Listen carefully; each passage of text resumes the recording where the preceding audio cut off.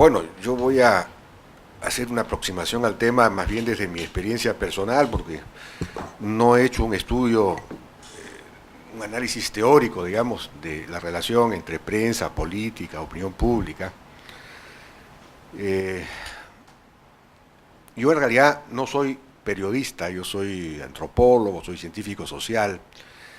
Y ingresé al periodismo prácticamente de casualidad, durante el primer gobierno de Alan García.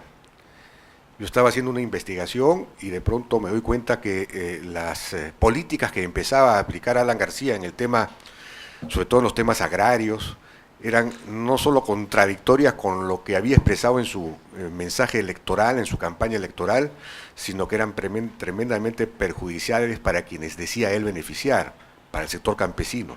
Y entonces escribí un artículo, nunca había escrito yo un artículo.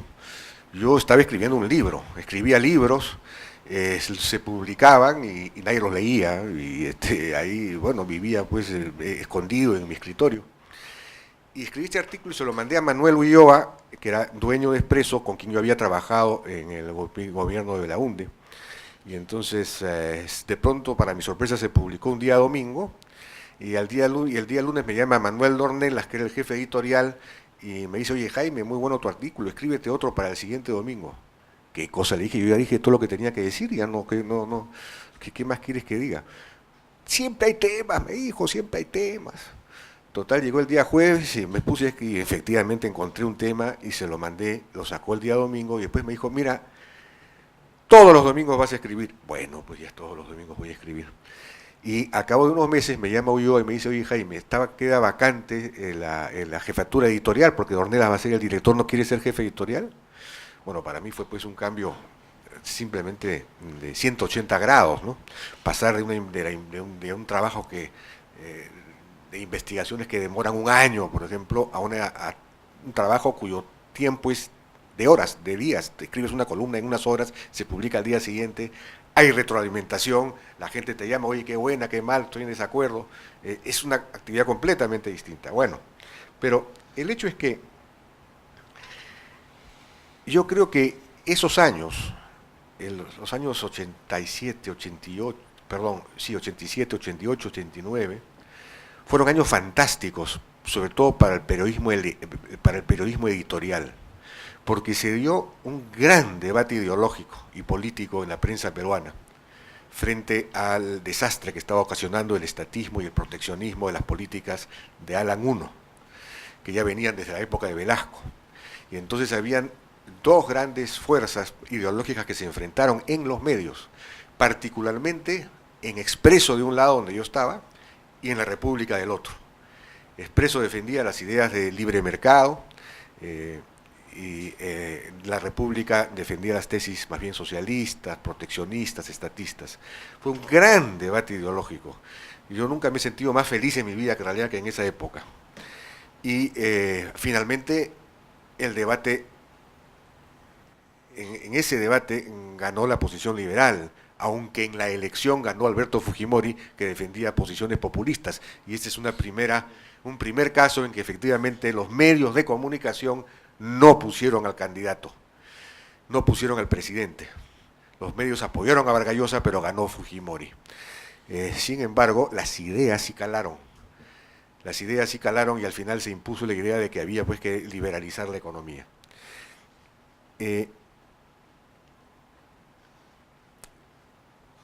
La década del 90 fue complicada.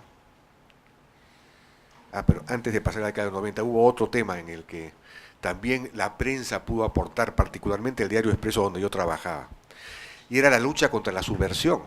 Sendero estaba amenazando con tomar el poder, ya había ingresado a Lima, ponía coches bomba. La estrategia de los dos gobiernos, el de Belaúnde y el de Alan García, no funcionaban, eran estrategias de palos de ciego. Y entonces recuerdo que en Expreso organizamos 4 mesas redondas, largas, con especialistas. Estaban Gorriti, Tapia, estaban Enrique Obando, Enrique Bernales, para tratar de pensar una estrategia antisubversiva que funcionara. Y lo hicimos, y produjimos un documento que terminó ejecutándose ya con el gobierno de Fujimori. empoderar a las comunidades campesinas, armar a las comunidades campesinas, desarrollar inteligencia policial, en fin, una serie de conceptos que desarrollamos ahí, que se aplicaron después. O sea que fueron épocas, había un periodismo completamente diferente. Frente a situaciones de crisis, el periodismo se crece en lo ideológico, en lo político, en lo propositivo. Pero bueno, la década de los 90 fue una década complicada, se avanzó en muchos temas, en el tema económico, pero el gobierno se fue volviendo paulatinamente cada vez más autoritario y varios medios dieron una lucha contra el autoritarismo de Fujimori. Fue una época heroica para muchos medios, finalmente los canales fueron comprados, también fue comprada la prensa chicha, sobrevivió el Canal N, por ejemplo, que se acaba de formar recién al final del gobierno de Fujimori, no fue tocado, y fue el Canal N el que propició la caída del gobierno de Fujimori, porque a través del Canal N se propaló el famoso Vladivideo que lo trajo Fernando Olivera. Y entonces ahí sí, digamos, la prensa, los medios tuvieron un efecto importante. El único medio que era una ventana abierta a la verdad, el único medio libre en la televisión, porque toda la televisión estaba comprada y había sido ya, los programas políticos habían desaparecido, el único medio que subsistió pudo provocar la caída del gobierno cuando se revelaron los Vladivideos. Ahora, de los años 2000 hasta la actualidad, la situación se ha vuelto mucho más normal, no hay grandes batallas, la prensa ya no juega un rol épico ni un rol ideológico importante. Y más bien lo que ha ocurrido es que tanto el debate en la prensa como el debate político se ha tendido a banalizar, a banalizar. Bueno, aquí hay un elemento importante. La prensa, por supuesto, es caja de resonancia de la política, ¿no es cierto? Pero como la televisión es cada vez más un show, un espectáculo, lo que ocurre es que la televisión privilegia cada vez más a los actores políticos que pueden dar espectáculo, peleas, trifulcas, acusaciones, denuncias, insidias. Y como hay cada vez más programas políticos, sobre todo en la televisión por cable, lo que ocurre es que tiende efectivamente a convertirse en lo que Vargas Llosa llamaba la civilización del espectáculo. Y empieza una degradación del debate político, tanto en la televisión como en el Congreso. Uno de los efectos perversos de esto es que la esfera pública empieza a ser percibida como una esfera, digamos, conflictiva y además corrupta, porque las denuncias, la mayor parte, las acusaciones, las invectivas, tienen que ver con corrupción, por ejemplo, ¿no? Y entonces se tiñe la vida política, la esfera pública, cada vez más de, digamos, de una connotación corrupta. Y esto afecta la credibilidad en el Estado de Derecho y la credibilidad en la democracia. Al final es una suerte de círculo vicioso, en que digamos, la prensa, sobre todo la prensa televisiva, digamos, en la medida en que para competir tiene que buscar a los actores más conflictivos, más agresivos, ¿no?, más denunciantes, entonces da la impresión de que todo en el país es corrupción, todo es pelea, todo es trifulca, y tampoco es así, ¿no? Entonces, por supuesto hay excepciones, hay programas en la radio como en RPP en donde se trata de discutir algunos temas, hay algunos programas en la televisión por cable que también se trata de discutir algunos temas.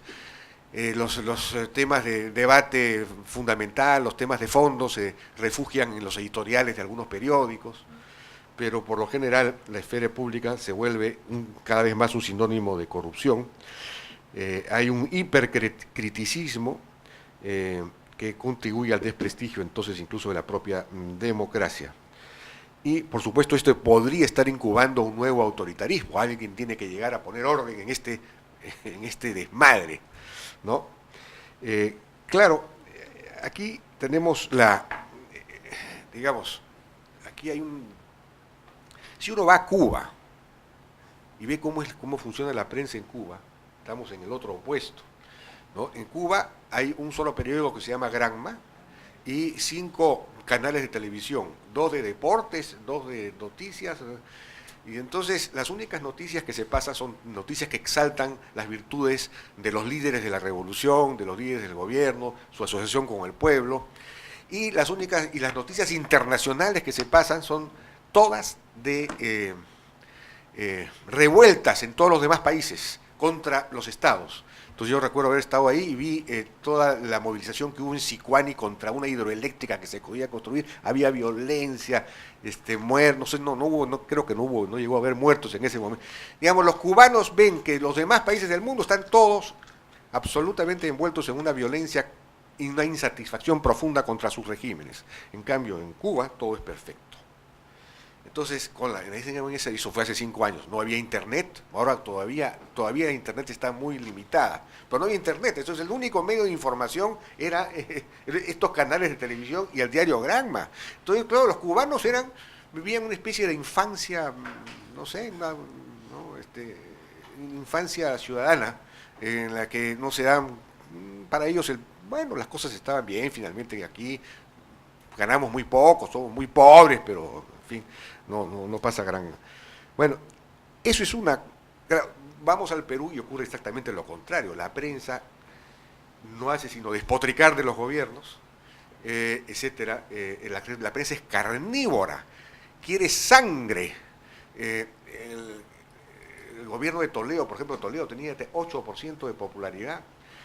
En todos los informes, efectivamente, eran muy críticos. Claro, Toledo daba, digamos, una serie de razones para que eso fuera así, ¿no? Pero desde el tema de Saraí, la frivolidad de Toledo, el whisky, en fin, los gastos en Palacio, eran el tema constante y efectivamente, pues, Toledo tenía 8% de popularidad. Los presidentes no pasan de 30% de popularidad. La prensa y los demás políticos alimentados por la prensa y a su vez la prensa alimentada por los políticos, este círculo vicioso, tienden a corroer, digamos, la popularidad, el prestigio de los políticos, de la democracia en general. Entonces, eso es así.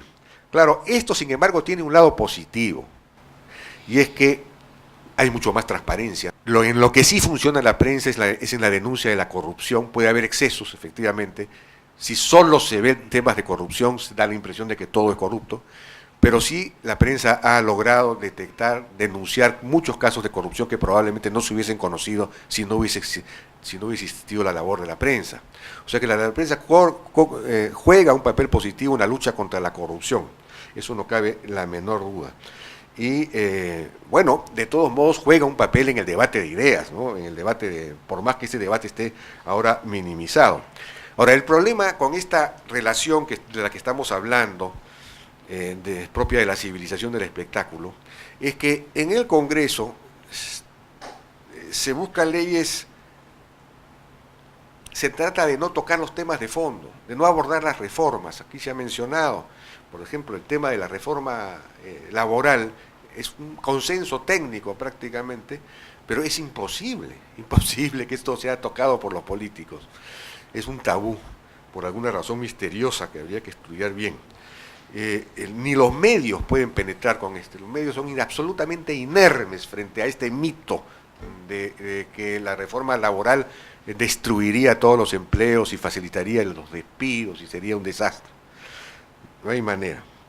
Pero los políticos se ocupan cada vez menos de temas de fondo, de reformas, y tienden a presentar cada vez más leyes populistas, de corto plazo, de impacto en la televisión, que puedan salir, que los inviten, etcétera, ¿no? Y frente a eso, los medios tampoco pueden hacer gran cosa. Digamos, los editoriales de los periódicos y algunos programas de radio y de televisión tratan de decir, oiga, esto no es racional.